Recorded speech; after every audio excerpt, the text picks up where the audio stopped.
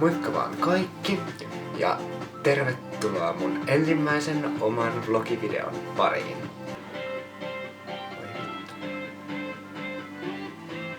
Mä näin alkuun listannut 5 faktaa musta.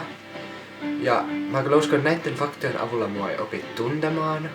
Mutta mä uskon, että mun videoita katsomalla se onnistuu paremmin kuin tämän yhden videon perusteella.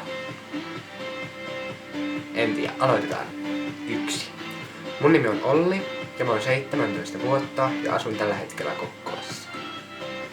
2. Mä oon jo kohta vuoden miettinyt, että mä voisin ruveta kuvaamaan omia videoita, mutta mä en oo saanut aikaiseksi. Ja nyt vihdoin on tämä hetki, kun minä olen kuvaamassa omaa videota. Ja tää on ihan sikasiistiä jo tässä vaiheessa. Ja mä toivon, että tuutte tykkäämään mun videoista. 3. Mä tykkään aivan hirveästi eläimistä. Mulla on itellä 2 kissaa. Ja siis mulla on akvaarioita tällä hetkellä. 4.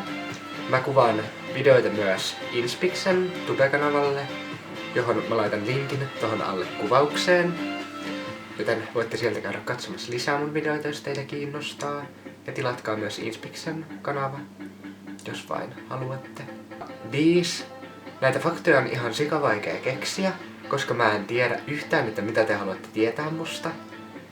Ja näitä on vaikea niinku ite ruveta keksimään, että no mitkähän faktat muita saattais kiinnostaa. Joten mä nyt listasin vaan tommoset ihan perusjutut tohon. No en tiedä, onko ne perusjuttuja tai tykkään eläimistä. Mutta laitoin sen siihen kuitenkin. Heti näin ensimmäisen videon kunniaksi mä haluan näyttää teille muutaman jutun, mitä mä ostin. Ne on levyjä. Aloitetaan. Elikkäs mä ostin tämmösiä ihan klassikkoartistien Frank Sinatra, Jerry Lee Lewis ja Glenn Miller. Mä ostin nää levyt Anttilasta. Nää maksoi kaikki vain euron kappale. Elikkäs suosittelen, että kannattaa käydä siellä katsomassa. Jos haluatte jotain tämmösiä klassikkoartistien levyjä. Siellä on ainakin Elvistä ja kaikkea muutakin. Ja siis mä oon tykännyt noista ihan sikana, niissä on hyvää musiikkia.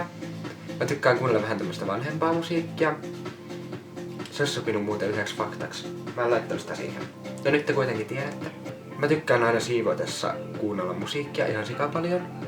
En tiedä, onko kanssaeläjiä täällä sen suhteen.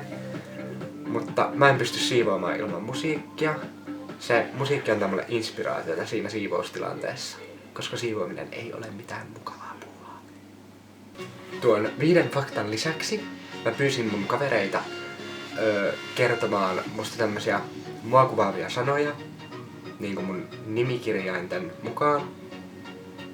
Ja tänne on nyt tullut vastauksia. Elikkäs Sonja vastasi mulle, että oivaltava kettu, lempeä, luova ja itsepäinen. Ja Iina vastasi, että onnekas, luova, loistava ja iloinen. Ja sinne varmaan olikin. Kyllä, siinä ne olivat. Että en tiedä miten hyvin nuo kuvaa mua, mutta ainakin iloinen ja luova on hyvin osuvasti sanottu. Ja en mä tiedä. Ei mulla varmaan muuta ollut näiden ensimmäisen videoon.